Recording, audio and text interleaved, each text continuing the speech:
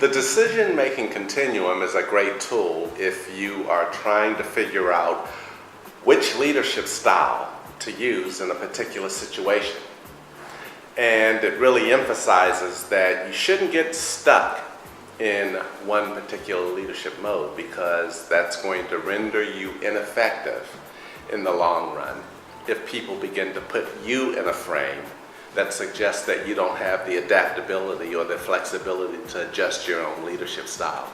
There are some situations where you want to be in what we call tell or sell mode.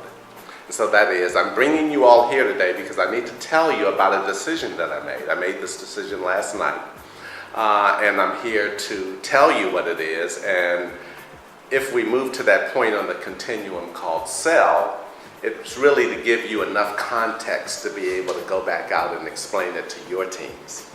So that's what tell sell is, where I've already made the decision and I'm bringing you here to inform you of that decision. And in certain scenarios, that's absolutely appropriate in a business. It might be just something that's so routine or mundane that we don't need to have a conversation about it, and you trust me as the manager to be able to make those kinds of decisions that don't require 3 hours of conversation. We'd go crazy if we had to have a conversation about every decision that was made. Sometimes it's an emergency. Sometimes my boss calls me in the middle of the night and I have to make a decision based on the best information I have and come to tell you all what that decision was.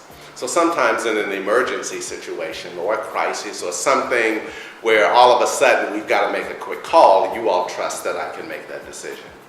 There are some things that we don't need to have a whole lot of conversation about.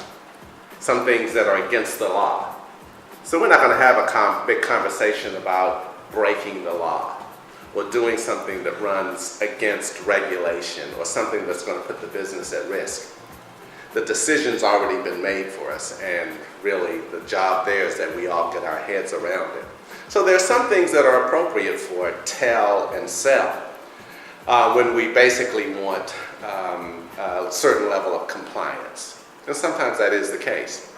But there are some decisions in an organization where we require a different level of involvement and a different level of engagement. And that is, if I want the team, the entire team, to own the decision, not just a decision I made, but where their voice has actually, and their thinking has actually contributed to that decision, there's a greater sense of ownership. And that is, it's not just the boss's decision anymore. It's our decision. The boss still is the decision maker, so this is not about abdicating leadership. It's just simply saying that if I need you to own a decision with a different level of commitment and ownership, where you see your thinking reflected in the decision that I've made, you're likely to stand behind it. But if we constantly just go to our teams and go, I've made a decision, you all need to do it this way. I've made this decision, and you all need to do it this way. And I made another decision, and you all need to do it that way. You can imagine across time that there are going to be a couple of things that happen.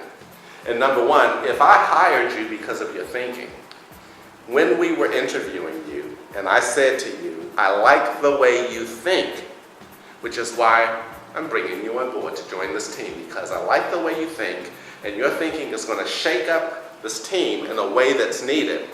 And then you come on board and I don't let you think.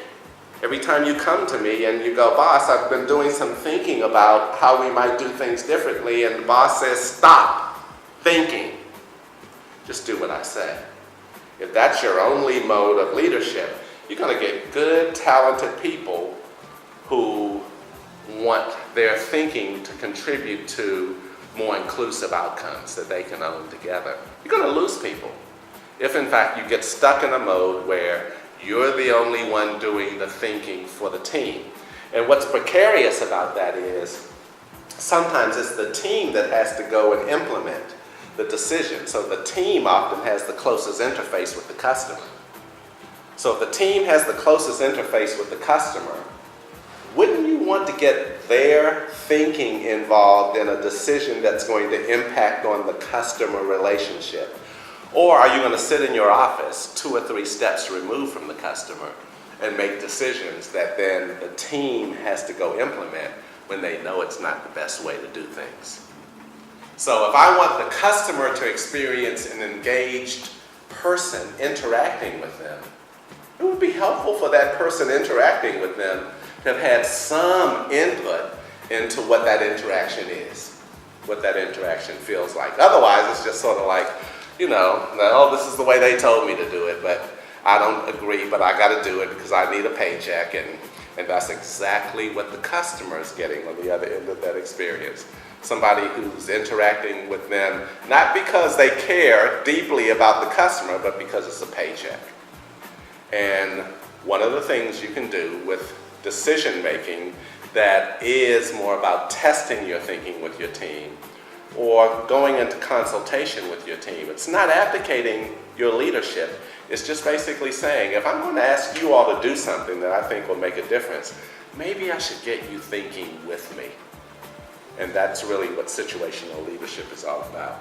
There are some things where just make the decision. It's mundane, it's routine, but there's a whole lot of things, there are a whole lot of decisions that we make where a greater sense of involvement and ownership will make a direct difference in the customer experience.